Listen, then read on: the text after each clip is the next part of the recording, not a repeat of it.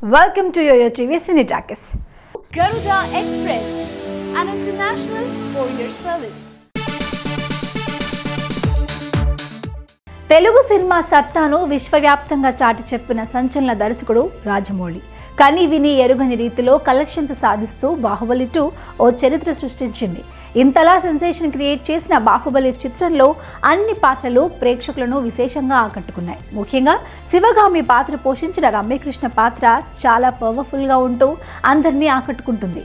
ఇంతలా ఆకట్టుకున్న శివగామి పాత్రకు ముందుగా అతిలోక సుందరి శ్రీదేవిని అనుకున్నారట రాజమౌళి. అయితే శ్రీదేవి శివగామి పాత్ర చేసేందుకు అంగీకరించలేదు.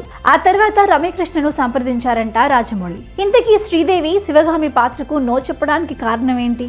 విషయం ఏంటంటే రాజమౌళి శివగామి పాత్ర కోసం శ్రీదేవిని సంప్రదిస్తే భారీ రెమ్యునరేషన్ అడిగిందట. అంతేకాకుండా రాజమౌళి అడిగిన విధంగా ఎక్కువ రోజులు డేట్స్ ఇచ్చేందుకు అంగీకరించలేదట. దీంతో రాజమౌళి రమ్యకృష్ణను సంప్రదించడం, రమ్యకృష్ణ ఓకే అనడం తెలిసిందే.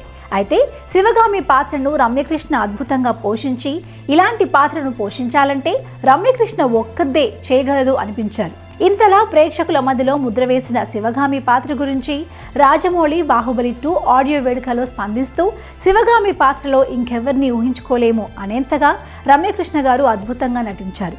శివగామి పాత్రకు ముందుగా రమ్యకృష్ణ గారిని కాకుండా వేరే వాళ్ళని అనుకున్నందుకు గాను సారీ చెప్తున్నానని తెలియజేశారు రాజమౌళి.